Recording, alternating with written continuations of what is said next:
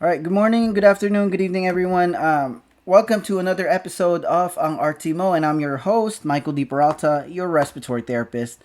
For today's episode, we are currently doing a pre recording with our special guest, Mr. Richard Hinds, and we are thankful for his time for joining us for today's episode. So, this stream or this pre recorded video will be uploaded on our YouTube channel, our Timo, and will be advertised to our and will be shared to our Facebook group, Filipino Association of Respiratory Therapists International.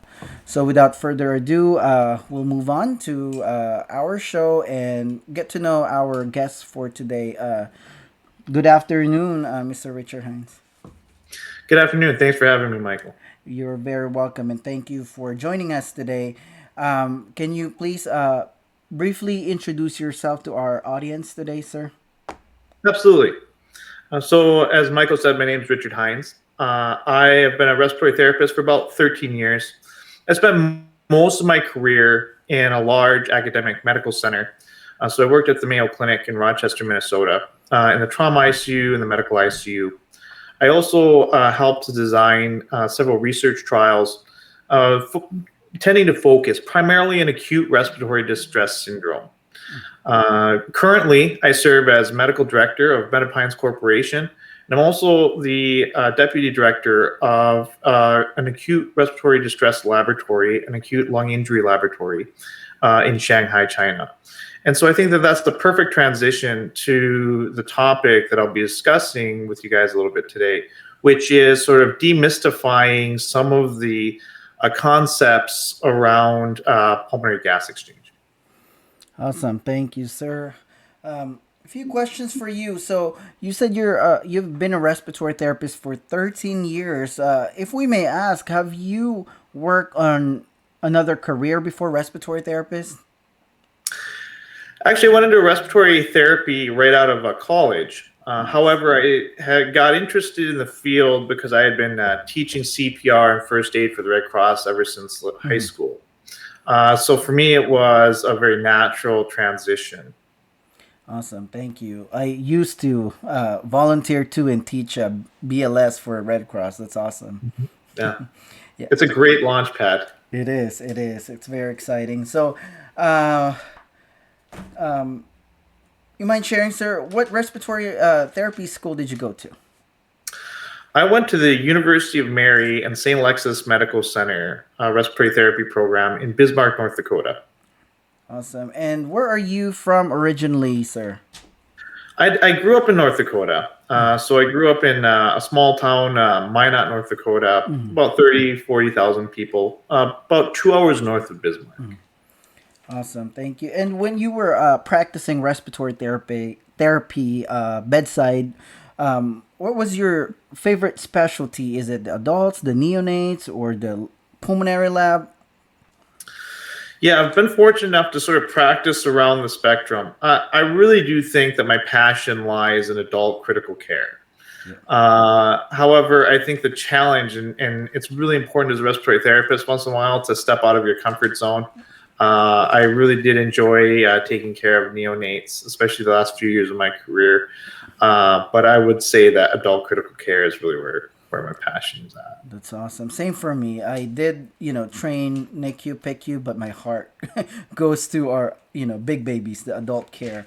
So yeah. It's awesome. Thank you. And so why did you know respiratory therapy before you go into school, and why did you pick to become a respiratory therapist as Yeah, your career? that's a really good question. Mm-hmm. I was actually a pre-med major, biology pre-med major, and had always anticipated going to medical school. I wanted to get involved in designing research studies, so my plan had always been to be like an MD, PhD. And I was hearing from a lot of my colleagues, I said, with a biology degree, it's really difficult. If you don't get into medical school right away, it's a bit challenging. But because of the rules at the time, you couldn't teach biology with a biology degree in North Dakota. You had to have the teaching degree as well. Mm-hmm. And then one day, respiratory therapists came to my biology class and talked about what they did. Mm-hmm. And it seemed like such a perfect fit. As I mentioned before, I was already teaching for the Red Cross Mm-hmm. and stuff. I thought, this might be a good field for me to practice for a few years if I don't get into medical school right away, Mm-hmm. and kind of sharpen my patient skills. And as soon as I ended up actually in the program, I just loved it so Mm-hmm. much. Yeah. Uh, Probably still considered going on to medical school Mm-hmm. my first few years working at Mayo, but then ended up having the opportunity to design trials Mm-hmm. as a respiratory therapist. Right. And I realized that maybe I didn't need the medical degree and the PhD in order to do some of these things. My respiratory background actually made me very well suited for it because I was very well versed in what kind of information I could get from the Mm-hmm. ventilator, what kind of problems we might Mm-hmm. encounter trying to do certain things in the Mm-hmm. research field that I was really expert at because I worked with the ventilators day in and day out. Mm-hmm. And so I was able to sort of accomplish the goals I wanted with my degree. And today I'm medical director of a medical device manufacturer, Right. again, with my respiratory therapy degree, right? That's awesome. Very, that's really good. Only, very few of you guys, make it, to the top, it's being a respiratory therapist. And it's a good reflection of, what respiratory therapists can do. We could advance, without really furthering our degree, like, like, as you mentioned, PhD or a medical doctor. That's awesome. Thank you for sharing that. And now, sir, if you we ask this for, with every of, with every of our guests here, Sure. with the, the last year, with the COVID pandemic, as a respiratory therapist, sir, and most especially to our Filipino respiratory therapist colleagues in here, what is your message to our colleagues in the respiratory care profession during this difficult time? Yeah, I know that respiratory therapy in particular as a healthcare field has taken a disproportionate burden of the challenges that we've faced in the pandemic. And I've seen it firsthand as we go ahead and we support our respiratory therapy colleagues with our technologies out there in the field. I think there's a couple of messages. One, there hasn't been another time in history that our communities have been more dependent on respiratory therapists than today. Mm-hmm. And I think that it's really important for respiratory therapists to understand that as they deal with the stress of their job, they also need to understand just how badly our communities need us. And so I think that the challenge is there, uh, understanding the need for respiratory therapists, but Right. even more so, as an ARDS researcher at the time, the rate of acute respiratory distress syndrome in the US was plummeting. In fact, it's one of the reasons why I considered an overseas lab to be a deputy director of, because quite frankly, we weren't seeing a lot of acute respiratory distress syndrome in the US due to a number of factors, our ability to treat sepsis and so forth. Mm-hmm.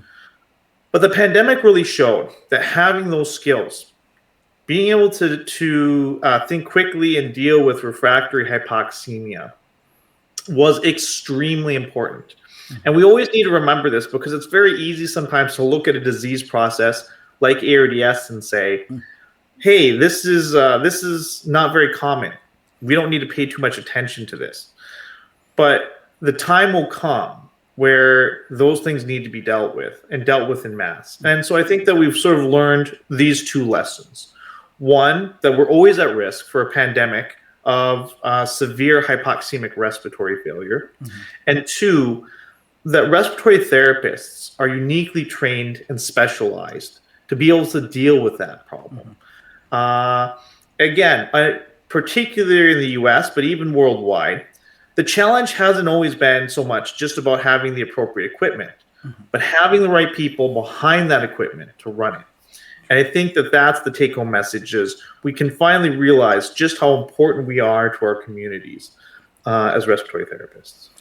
All right. Thank you so much. I do agree, that you have to have the right people, even if you have that equipment, but you have to have that expertise of those professionals to run that equipment so it'll be effective in treating, any disease, but in this instance of respiratory care diseases. So thank you so much, Mr. Richard Hinds, for answering all our questions and getting to know you more. So we will be right back in a short while for Mr. Richard Hinds' presentation.